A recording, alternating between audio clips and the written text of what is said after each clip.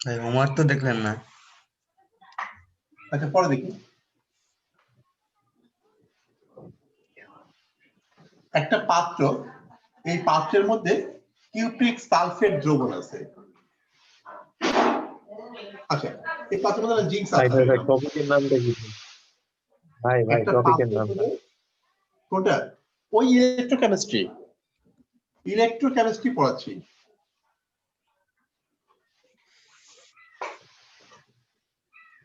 একটা পাত্রের মধ্যে জিঙ্ক সালফেট দ্রবণ আছে,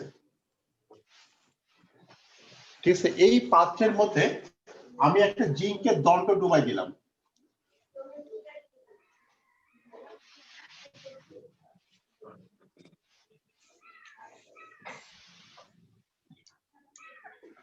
একটা জিঙ্ক দণ্ড এই পাত্রের মধ্যে ডুবালাম।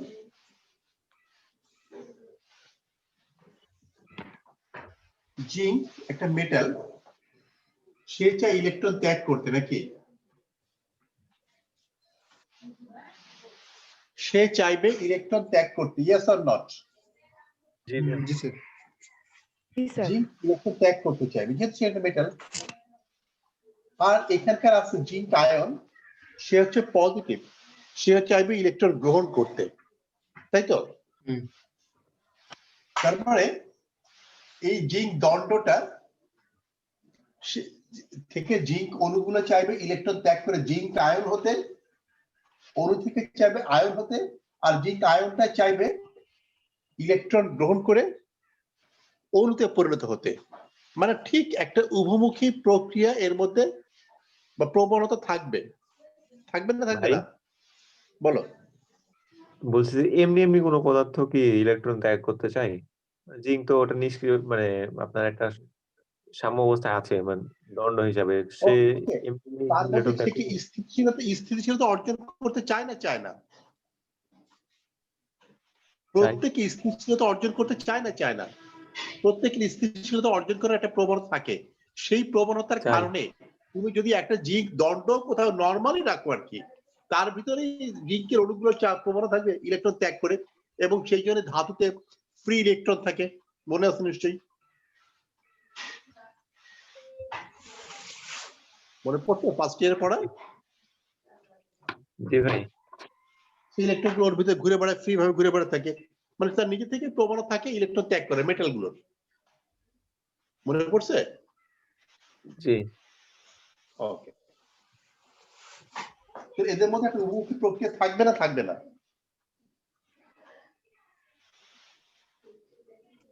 থাকবে।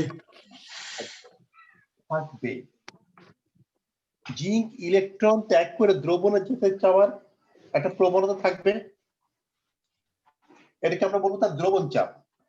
বুঝলাম না ভাই, একবার বলেন।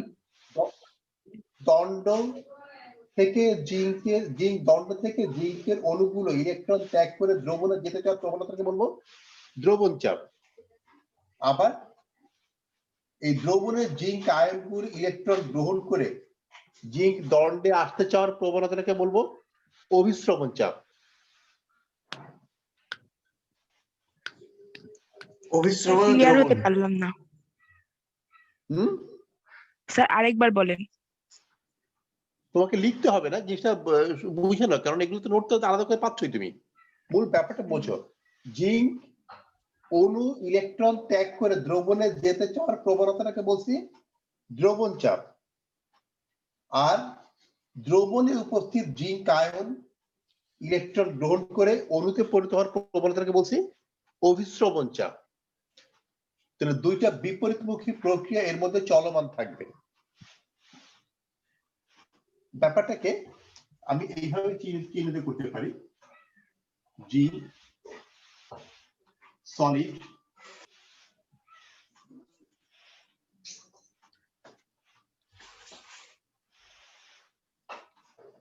একটা দ্রবণ চাপ আর একটা অভিস্রবণ চাপ। হ্যাঁ, যেটা গ্রহণ করবে সেটা অভিস্রবণ চাপ, আর যেটা ত্যাগ করবে সেটা দ্রবণ চাপ। এইখানে যে প্রবণতা কি বলবো আমরা? দ্রবণ চাপ। ইলেকট্রন দান করবে দ্রবণ চাপ।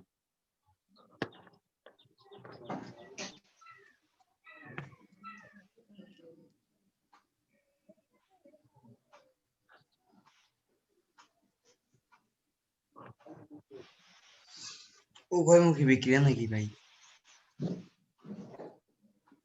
অভিস্রবণ চাপ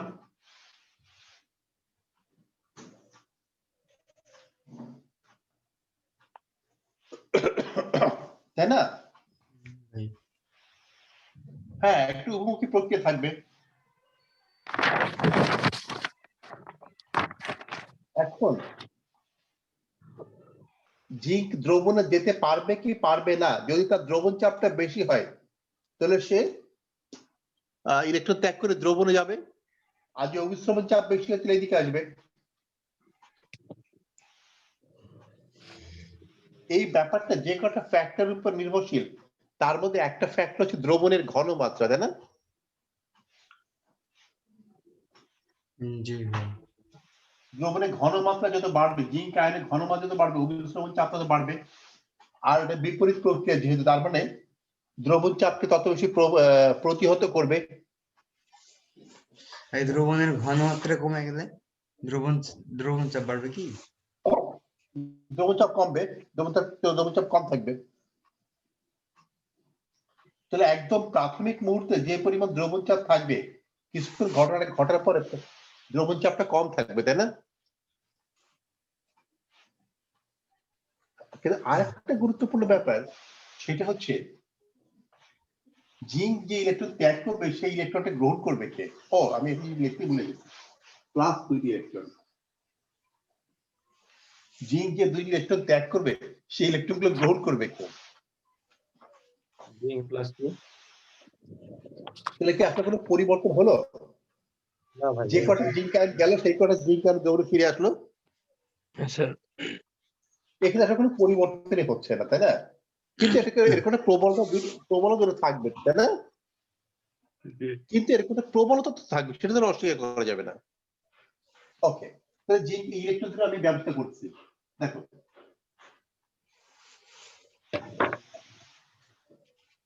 স্যার ঘনমাত্রা বাড়লে অভিস্রবণ চাপ বাড়ে বললেন? অবশ্যই কোন যে কোনো অভিস্রবণ চাপ তার দ্রবণের ঘনমাত্রার সমানুপাতিক, পড়ছো না এটা স্কুলে থাকতে?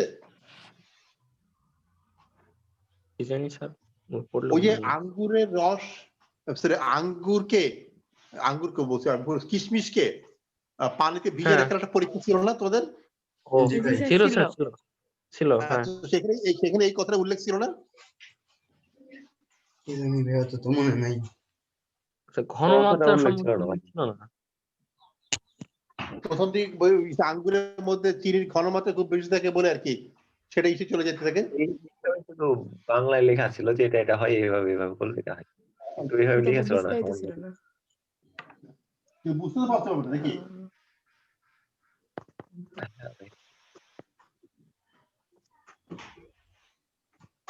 আরেকটা পাত্রে আমি আরেকটা পাত্র নিলাম, এই পাত্রের মধ্যে আছে কিউপিক সালফেট দ্রবণ।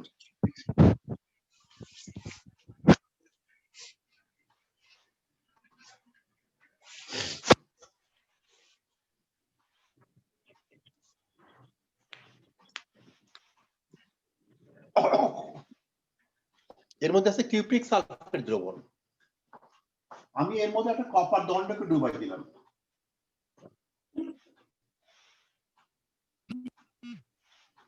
আজকে আরাফাতে এগুলো যেগুলো ছিল,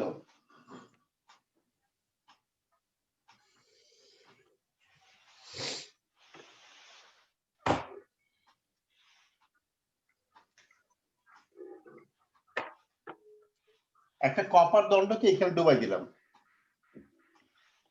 এখন এখানকার কপার দণ্ডের মধ্যে ওই একই ঘটনা ঘটবে।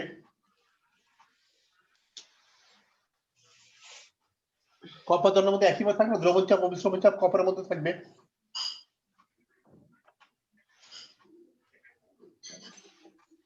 আচ্ছা, এখন আমি এই দুইটাকে যদি সংযুক্ত করে ফেলি, মনে করো এখন এই দুইটাকে সংযুক্ত করে ফেললাম একটা তার দিয়ে, এদের দুইজনকে সংযুক্ত করলাম।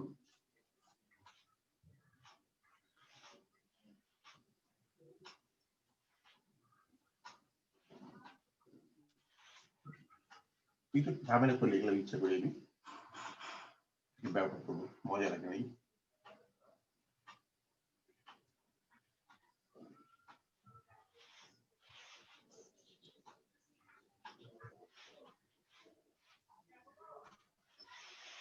আর আমি একটা বাল্ব লাগাই দিলাম।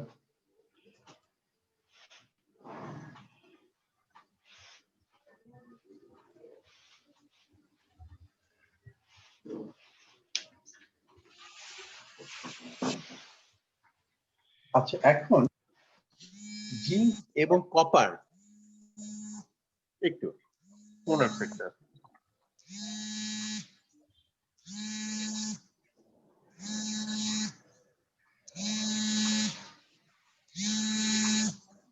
তার দিয়ে সংযুক্ত করলাম, সংযুক্ত করলে স্যার ফোন ভাইব্রেট হতে হচ্ছে আছে কেমন? স্যার ভাইব্রেশন হচ্ছে ফোন আপনার। কল আসছিল আর কি, সেই জন্য। এখন ঠিক আছে? না স্যার এখনো মাঝে মাঝে হচ্ছে। এখন ঠিক আছে? এখন ঠিক আছে, এখন ঠিক আছে। আরাফাত ঢুকলো।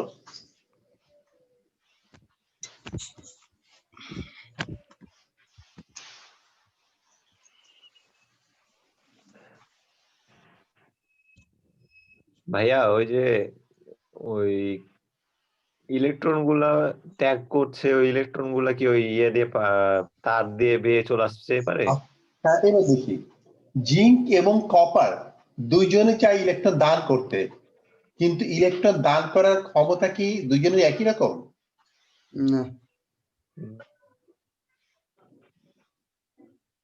দুইজনে ইলেকট্রন দান করার প্রবণতা কি একই রকমের? না না ভাই। ভাই। ওকে, তাহলে সেখানে কার ইলেকট্রন দান করার ক্ষমতা অপেক্ষাকৃত বেশি? জিঙ্কের না? জিঙ্কের ইলেকট্রন দান করার ক্ষমতাটা অপেক্ষাকৃত বেশি, তাই না? ওকে, তাহলে জিঙ্কের ইলেকট্রন দান স্যার করার এটা কি ক্ষমতা সিরিজ থেকে নাকি যে সক্রিয়তা সিরিজ থেকে? হ্যাঁ, জিঙ্কের ইলেকট্রন দান করার ক্ষমতা বেশি বলে কোনো একটা মুহূর্তে মনে করো জিঙ্ক ইলেকট্রন দুইটা এই দণ্ডের কাছে রেখে একটা মুহূর্তের জন্য কল্পনা করো, ফাহিম আসছে, একটা মুহূর্তের জন্য কল্পনা করো জিঙ্ক তার ইলেকট্রন দুইটা এই দণ্ডের কাছে ছেড়ে দিয়ে এই দ্রবণে ঝাঁপায় পড়লো, তার তার দ্রবণ চাপের কারণে ইলেকট্রন দুইটা ছেড়ে দিয়ে এই দ্রবণে ঝাঁপায় পড়লো। ঠিক সেই মুহূর্তে তার কাছে ইলেকট্রন রয়ে গেল না দুইটা? ভাই কিভাবে বুঝলাম না ভাই ব্যাপারটা, আরেকবার বলেন। স্যার আরেকবার বলেন। একটা জিঙ্কের অণু দুইটা ইলেকট্রন এই দণ্ডের কাছে রেখে এই দ্রবণের মধ্যে ঝাঁপায় পড়লো। হ্যাঁ স্যার, 2টি ইলেকট্রন রেখে ওর কাছে দণ্ডতে। হ্যাঁ, এই দ্রবণে ঝাঁপায় পড়লো, কারণ তার ইলেকট্রন ছাড়া প্রবণতা অপেক্ষিত বেশি। হ্যাঁ, একই ঘনমাত্রায় থাকলে কিউপ্রিক আয়ন তো সেই কাজটা করতে পারবে না, তাই না? ঘনমাত্রা কম হয় সেই জন্য না কি জন্য? আচ্ছা, একই ঘনমাত্রা থাকলে জিঙ্কের ইলেকট্রন দান করার ক্ষমতা যতখানি, কিউপ্রিক আয়নে তো ততখানি না, সরি কপার অণু তো ততখানি না, কপার অণু কি ততখানি জিঙ্কের মতো অত দান করার ক্ষমতা আছে? না স্যার। তার তো ওই ক্ষমতা নাই। এখান থেকে নাই উল্টা ব্যাপারটা ঘটলো, এইখানকার কিউপ্রিক আয়নের ইলেকট্রন গ্রহণ করার ক্ষমতা অপেক্ষাকৃত বেশি। এখানকার দুইটা কিউপ্রিক আয়ন দুইটা ইলেকট্রন দণ্ডের কাছ থেকে দুইটি ইলেকট্রন গ্রহণ করে সে ও এই দণ্ডের কাছে চলে আসলো, ঠিক আছে? ক্লিয়ার হলাম না বিষয়টা। কিউপ্রিক আয়ন সেই মুহূর্তে দুইটি ইলেকট্রন গ্রহণ করলো, কিউপ্রিক আয়ন হ্যাঁ। দ্রবণে ছিল আগে, সে দুইটা ইলেকট্রন গ্রহণ করে এই অণুতে পরিণত হলো, মানে এই জিঙ্কের ছেড়ে দেওয়া ইলেকট্রন ওই কপার গ্রহণ করলো, কপার আয়ন। ঠিক তার আগের মুহূর্তের কথা বলছে আর কি। মানে ভাই কি বলছেন? ওইটার প্রবলেম আমি আসতে একটু এটা কিসের চিত্র দাগাছেন? আমি একটা ইয়ে পড়াচ্ছি, জিঙ্ক সালফেট দ্রবণের জিঙ্ক দণ্ড, কিউপ্রিক সালফেট দ্রবণের কপার দণ্ড। ভাই সে দুইটি ইলেকট্রন গ্রহণ করে এই অবস্থা হলো। সেই মুহূর্তে তাহলে এইখানে কিউপ্রিক আয়ন থেকে কপার দণ্ড থেকে দুইটি ইলেকট্রন বের হয়ে যাওয়ার কারণে এটা হয়ে পড়লো প্লাস চার্জ যুক্ত, আর এইখানে জিঙ্কের রেখে যাওয়া ইলেকট্রন রেখে ঝাঁপ দেওয়ার কারণে এটা হয়ে পড়লো নেগেটিভ চার্জ যুক্ত। ভাই জিঙ্কেরটাই খালি বুঝলাম না ভালো মতো, কপারটা তো ভালো মতোই বুঝলাম। আচ্ছা, জিঙ্কের একটা অণু তার দুইটা ইলেকট্রন রেখে দ্রবণে ঝাঁপ দিয়ে পড়ছে, রেখে যাওয়া তাহলে স্যার ইলেকট্রনের কারণে এখানে এই দ্রবণটা কি নেগেটিভ চার্জ যুক্ত হয়ে পড়ছে। স্যার যেহেতু ইলেকট্রন দান করে দিছে দ্রবণ, তাহলে তো স্যার পজিটিভ হওয়ার কথা জিঙ্কও কপারের মতো। এইবার কথাটা বোঝার চেষ্টা করুন একটুখানি। এইখানে এই দণ্ডের কাছে আগে পজিটিভ নেগেটিভ সমান সমান ছিল, তাই না ভাই? হ্যাঁ হ্যাঁ হ্যাঁ স্যার, সমানে ছিল। এইবার এখানে দ্রবণটি কে চলে গেছে? সে ইলেকট্রন চলে যাবে, জিঙ্ক আয়ন চলে গেছে, বলছিলাম দ্রবণ ঝাঁপ দিয়ে পড়ছে। হ্যাঁ, তো কে ঝাঁপ দিয়ে পড়ছে?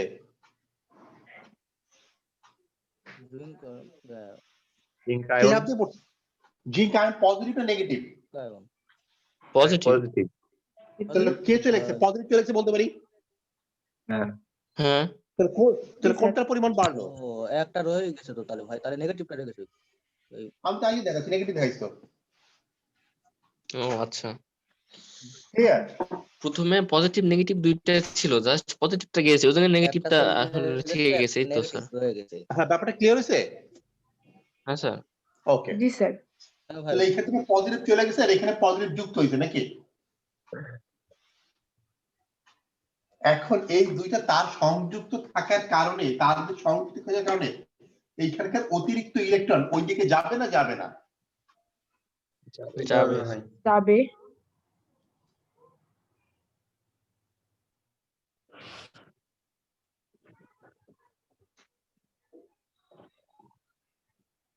ওই দিকে ইলেকট্রন প্রবাহ চলবে, এই দিক থেকে ওই দিকে ইলেকট্রন প্রবাহ চলবে, yes or not? Yes sir. তো ইলেকট্রন প্রবাহ যেদিকে হয় বিদ্যুৎ প্রবাহ তার বিপরীত দিকে হয়, এই দিকে চলবে বিদ্যুৎ প্রবাহ।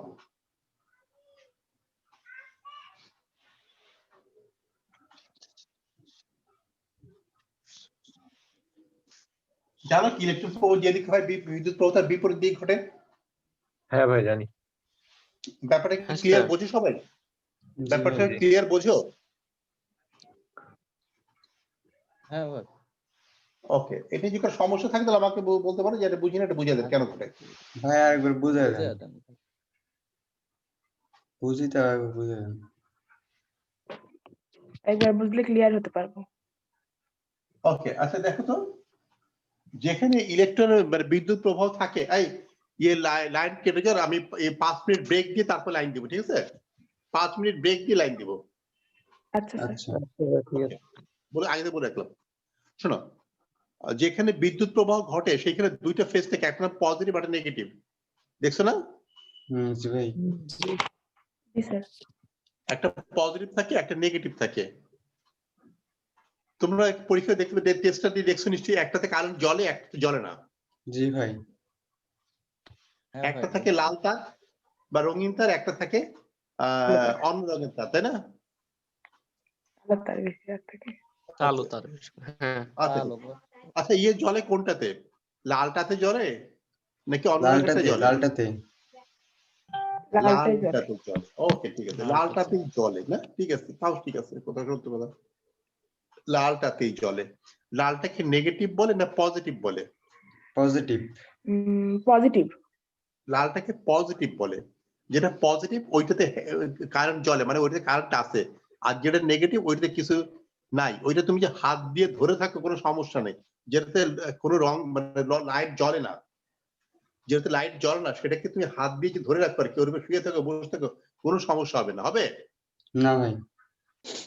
মানে ওটাতে কিছু নাই, ওইটাতে কিছু নাই, তাই তো? আর যেটা লাল হয়ে থাকে ওইটা কারেন্ট আছে, তাই না? মনে করো এই যে এই জায়গাতে এটা লাল হয়ে আছে, এটা একটা প্লেট, এইটা একটা প্লেট, এইটাতে কারেন্ট আছে, এটা পজিটিভ চার্জ, ঠিক আছে? এটা পজিটিভ চার্জ, এখানে কারেন্ট আছে, দেখতে পাচ্ছ সবাই? জি ভাই। হ্যাঁ ভাই। আমি এর সঙ্গে একটা তারকে যুক্ত করে দিচ্ছি, একটা তারকে যুক্ত করতেছি।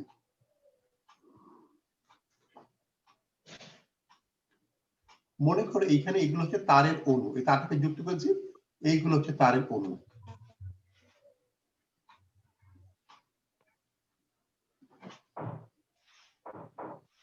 এইগুলো হচ্ছে তারের অণু।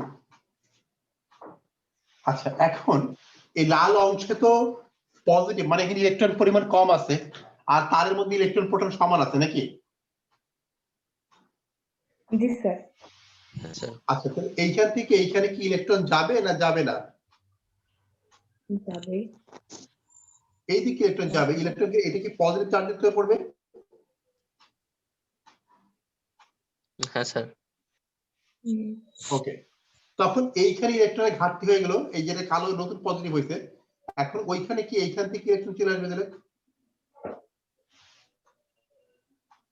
এইখান থেকে ইলেকট্রন এই জায়গাটা পজিটিভ হয়ে পড়বে, তখন এইখানে ঘাটতি হয়ে গেল, তখন এইখান থেকে এইখানে ইলেকট্রন আসবে, তাহলে এই জায়গা পজিটিভ হলো, তখন আবার এইখানে একটু ঘাটতি হয়ে যাবে, তখন এইখান থেকে ইলেকট্রন এইখানে যাবে, এটা পজিটিভ হবে, আবার তখন এইখান থেকে ইলেকট্রন আসবে, এটা পজিটিভ হবে, এইখান থেকে ইলেকট্রন এখানে আসবে। তাহলে খেয়াল করো, দেখো ইলেকট্রন কিন্তু আমার ডান দিক থেকে বাম দিকে যাচ্ছে, তাই না? স্যার। হ্যাঁ ভাই। ইলেকট্রন ডান দিক থেকে বাম দিকে যাচ্ছে না? জি স্যার। আর বিদ্যুৎ ছিল এইখানে আগে, এটা পজিটিভ, এর কারেন্ট ছিল এইখান থেকে ওদিক যাচ্ছে। কি ব্যাপারটা বুঝতে পারছো? স্যার এর জন্য এই দিক হচ্ছে থেকে ইলেকট্রন ইলেকট্রন যেদিকে এইদিকে প্রবাহ যাচ্ছে, তার তার বিপরীত। হ্যাঁ, ইলেকট্রন এই দিক বিদ্যুৎ থেকে বাম এই দিক দিকে থেকে যাচ্ছে, আর বিদ্যুৎ প্রবাহ এই দিক থেকে এই দিক হচ্ছে। ব্যাপারটা ক্লিয়ার? জি ভাই। হ্যাঁ স্যার। কার সমস্যা নাই? তো হ্যাঁ এইখানে এই ছবি ঠিক আছে?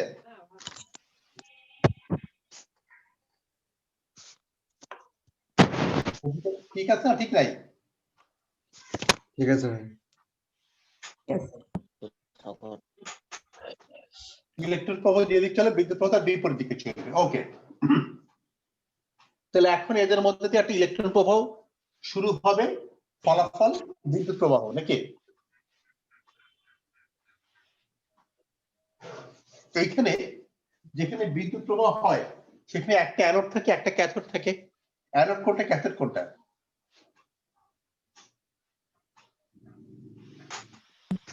ইলেকট্রন দান করলে অ্যানোড ক্যাথোড না? মানে ক্যাটায়ন যুক্ত হয়, একটু একটা কথা বলো নি কপারটা।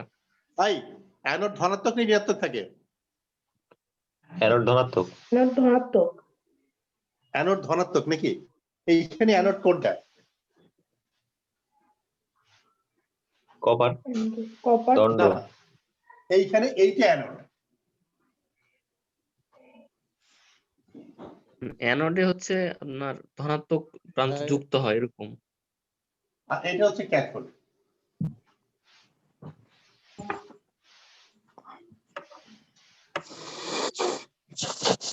তোমরা যে আগে যে কথাটা জানতা সেটা হচ্ছে তড়িৎ বিশ্লেষণ কোষের ক্ষেত্রে, তড়িৎ রাসায়নিক কোষের ক্ষেত্রে অ্যানোড ঋণাত্মক, ক্যাথোড ধনাত্মক। উল্টা ব্যাপারটা, আগেরটার উল্টা। ভাই এখানে ঋণাত্মক কোনটা, অ্যানোড? হ্যাঁ, এখানে অ্যানোড ঋণাত্মক থাকবে। এটা হচ্ছে তড়িৎ রাসায়নিক কোষ, তড়িৎ রাসায়নিক কোষে এরকম কেন হলো? ভাই তড়িৎ রাসায়নিক কোষে অ্যানোডটা হচ্ছে ঋণাত্মক, আর অ্যানোডের ইলেকট্রোলাইসিস করতে গেলে ডেফিনেশনটা তখন কি? অ্যানোডটা হচ্ছে ধনাত্মক। অ্যানোডের সংজ্ঞাটা কি বলছে? অ্যানোডের সংজ্ঞাতে বলেছে যে তড়িৎদ্বার ইলেকট্রন দান করে তাকে অ্যানোড বলে। এখানে ইলেকট্রন দাতাকে, ইলেকট্রন দাতা জিঙ্ক। তার জিঙ্ক হচ্ছে অ্যানোড। অ্যানোডের সংজ্ঞাতে বলা আছে যে তড়িৎদ্বার ইলেকট্রন দান করে তাকে অ্যানোড বলে। তাহলে জিঙ্ক হচ্ছে দাতা, জিঙ্ক হচ্ছে অ্যানোড, আর এটা হচ্ছে ক্যাথোড।